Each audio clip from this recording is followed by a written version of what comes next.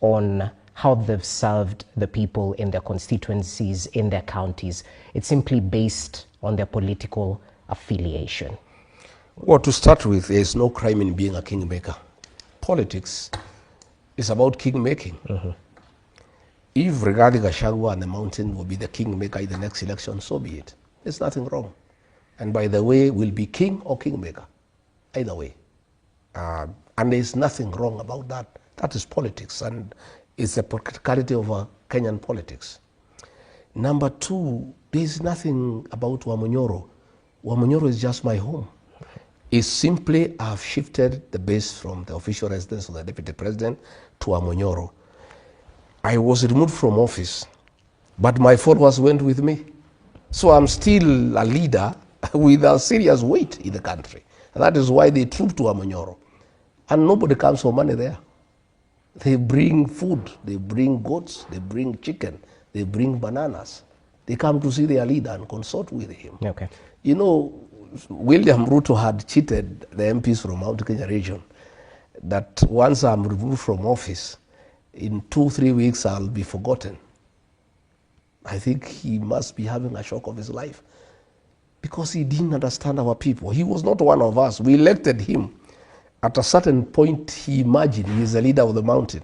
And I tried to talk to him. I thought, you are not the leader of the mountain. You are just a beneficiary of the mountain's people destined for betrayal. They just voted for you because they felt you had been betrayed. And because they hate betrayal, they voted for you and followed you. But you are not their leader. I'm their leader. And he couldn't take it. And he thought that he would get rid of me and life would just continue. But the entire mountain left with me and followed me to Wamunyoro. That's why you find the places of beehive of activities. The meetings you see in social media are the few that we report. There are many other meetings. You know ourselves, we are descendants of the Mau Mau struggle. We are very secretive people. We do meetings, many meetings have been done, and very serious decisions have been made by the community of how we proceed going forward. What decisions are this? One, the decisions have been made. One, that we are through with the President William Ruto for 5 reasons.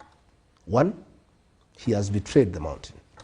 Number 2, he deceived us that he will work for us, he will do our projects, he will fix the economy, he'll make sure business is thriving. He has done the exact opposite. He has destroyed the health system.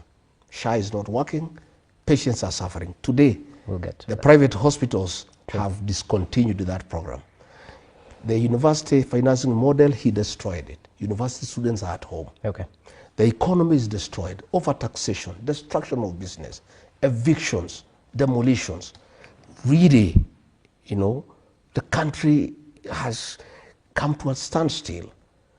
Again, one or another reason is that when the mountain started moving out from President William Ruto, he activated a criminal gang that was very notorious in the Mount Kenya region in circumcising women, beheading children, raping young girls. He activated that group in the mountain to cause problems, and the people are very bitter with that. Again, another issue that people are very bitter is the introduction of alcoholic illicit brews in the region that I, as Deputy President, had successfully dealt with.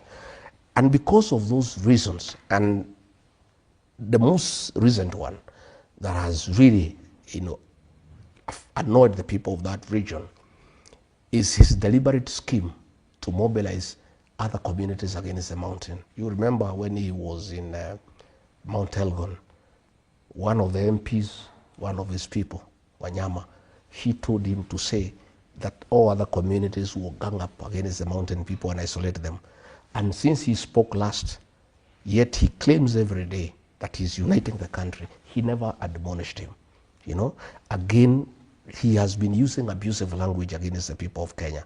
That has really annoyed the people, calling people stupid, saying they are possessed by demons, and lacking respect for the people.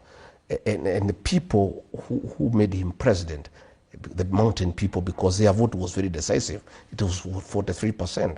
He has turned against them, so they are through with them. So what they have told me in those consultations is that we must be in the next government through 2 methods. One, to consolidate our votes 8 million votes and look for other friends and have a presidential candidate from the mountain. If we find the numbers are okay, we proceed. If we find the numbers are not okay, because this politics is a game of mathematics, we are not selfish. We are willing to work with other people, you know. And Raila Odinga has been mentioned as a possible person we can work with. Okay. Kalonzo Musyoka has been mentioned. Eugene Wamalwa has been mentioned. Natebe has been mentioned. Even Matiang'i has been mentioned. And we are looking at all those options. And they have mandated me as their leader to continue engaging with everybody and come up with a formula, you know, where the mountain people will be in government through their political party. This time, you know, President William Ruto deceived me, and I joined him with my people without a political vehicle, and he shortchanged us, mistreated us, and he continues to do so. So we are going to have a political party with the mountain people and other Kenyans to engage everybody else. All right. And in fact, I was looking at it the other day with a few strategies from the region. And if we agree to support Kalonzo Musyoka, if we don't think we have the numbers, our first priority is that we are going to have a presidential candidate from the mountain, and we'll appeal to other Kenyans to support us. If we find it's not feasible, we'll support others. Kalonzo is an option. We looked at his numbers, our numbers and other numbers, and it's doable. Raila's is even more exciting, yeah, because Raila already has 6.8 million. We only beat him by 200,000 votes. If we agree to support him, we could. I told you it's a possibility. With the 6.8 plus our 6, I have looked at his voting pattern.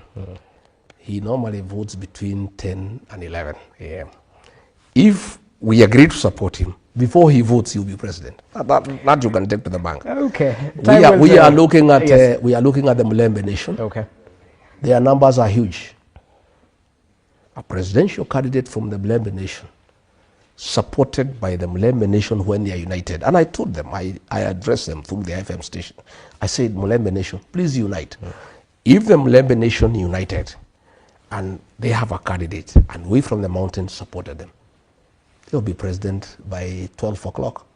The same with Matiang'i. So those are the discussions. Yep. And I want to confirm to the people of Kenya that we, the mountain people, are not selfish. We are very selfless. We will do anything for this country. If we feel that we need to support somebody else so that this country can be saved from the recklessness that is there, we will do it.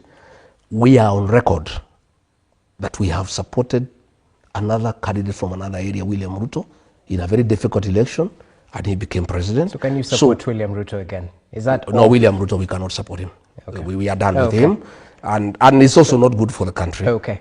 I have to take you back because I asked you, why are you making sure that you will decampaign members of parliament, not based on their track record, but because of their allegiance, their political allegiance? I am not decampaigning anybody for whatever reason. The mountain people hate betrayal. Ask William Ruto, he's a beneficiary of the community's district for betrayal. But they are even more angry when they are betrayed by their own. The community has told me. It's not me, I don't have a problem. By the way, I'm a very forgiving man. I'm a very staunch Christian. My wife here is a pastor, and she talks to me about forgiveness all the time. And she doesn't allow me to have a bitterness. She makes sure that I'm always amiable and open to forgive anybody. Okay. All those people who were against me, I've forgiven them. But they were also against the community. They made sure the community is embarrassed. The community became the laughing stock of other communities. When other communities are running behind their own, them, for cheap money, they betray their own community. The community has an issue with them. It's not me. And if they come to me and persuade me that they'll work for the best interest of the community and the country, I am willing to take them along. So if your people tell you but they have to work a job with President William Ruto, but they have a job, The people have already told me they don't want. Okay. Already, I've consulted them and I asked them. Okay. I asked them, can I work with William Ruto? They said no. He has betrayed us. It's over. That's it. He cannot. We don't. You know, betrayal in my community is a taboo. It's an abomination. It is never forgiven. It is punished. And I can tell you, many people that I've talked to will come up will be on the queue at 3 a.m. not to vote for anybody, but to vote somebody out. So those MPs, yeah, let them go and talk to the people, not me. I have no problem against them.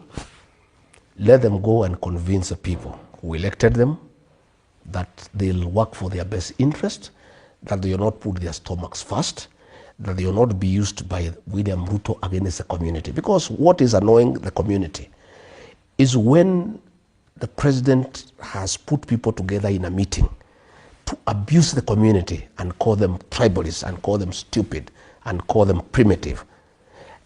Members of parliament and senate from our area normally clap for him. Our people are very bitter because of that one. So if they can go and convince the people that they mean well, that they have reformed, that you will not betray them, that they have changed their character, that they can be relied upon to defend them and their interests, fine. Yesterday I was in Meru. Mother Kome is being fought by the president. The senator is not speaking. The MPs are not speaking. People are bitter. You know, people are livid. And they are waiting for them in 2027. Because they are saying, how can our daughter be ostracized?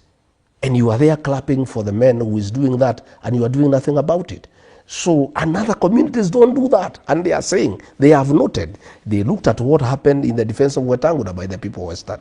They looked at how Nurdin Haji was defended by the people from Northeastern Province. Okay. But the people of the mountain, the president is using them against their own people by paying them small money.